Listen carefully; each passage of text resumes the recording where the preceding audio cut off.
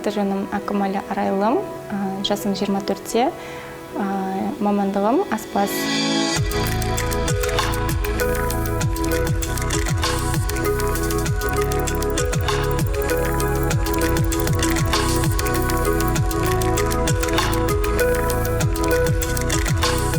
Мен бұл баклаваға дейін негізі үйде өзім тәттілер пісіргенді ұнататынмын бұрыннан. Бірақ бұрын пісіріп сатқан емеспін. Осыған дейін торттар, түрлі бәліштер үйде пісіретінмін. Одан кейін қарап жүріп, бос уақытымда бір нәрсемен айналысқым келді. Инстаграмнан қарап жүретінмін.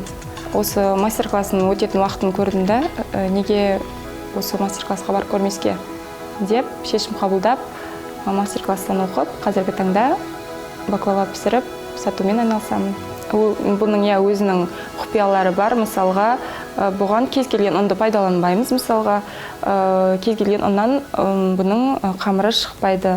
Мен өзім стопудов деген ұнды пайдаланамын. Бірінші сұрып.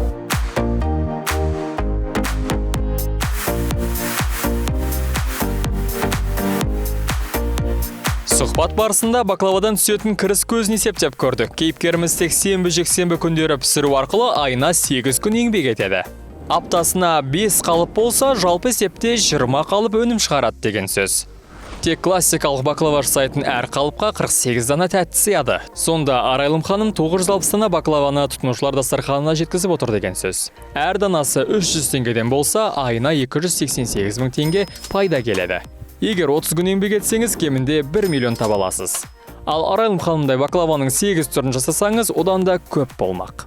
Негізгі жұмыс күндері жұмыс, менде өзімде бейсабағы сабақ ретінде өтеді. Және де сенбі-жексенбі күндері осы баклава пісіремін. Екеуі де бір-біріне ешқандай да кедергісін келтірмейді.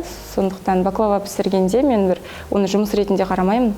Өзіңмен өзің қалып, пісірген маған ұнайды. Ал би жөніне келетін болса, мен кішкентайымнан бимен айналсам, мен кішкентайымнан биші боламын деп өзім армандап өскенмін. Сондықтан ол да менің өзімнің сүйікті ісім.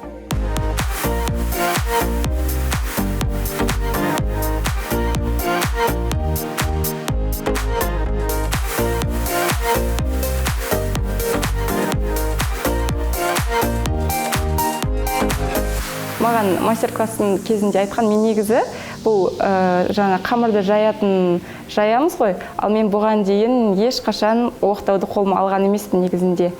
Мастер-класстың кезінде айтады, талантливый человек, талантливый во всем дейді. Сол сияқты мен өз-өзімді әрине өйтіп асыра бағалағандығым емес, бірақ менде бірінші жасағаннан-ақ жақсы шығып кетті. Шынымды айтсам, ол баклаваны негізі бір жеген адам шынында да екінші рет шынында да сұрайды, өйткені басында біз өз-өзімізді тоқтата алмай қалған кездерде болатын.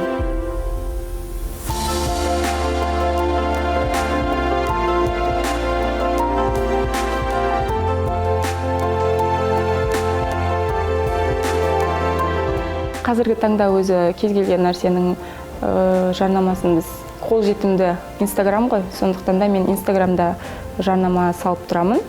Пост салған кезде міндетті түрде оның сапасына, яғни адамды қызықтыра білетіндей етіп салу керек, өйткені сен қанша жерден дәмді болып тұрып, әдемі болып тұрып, сен оны жеткізе білмесең, сен оны сата алмайсың деп ойлаймын.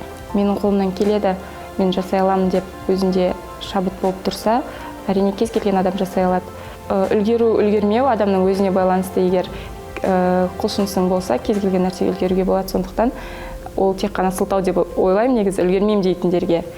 Одан бөлек, сен өзіңнің сүйіктісіңмен айналысып тұрып, және де табыс тауып отырсаң, онда тұрған тек қана плюс жақтарын көруге болады. Сондықтан адам өзі сенімді болса, кез келген адам жасай алады.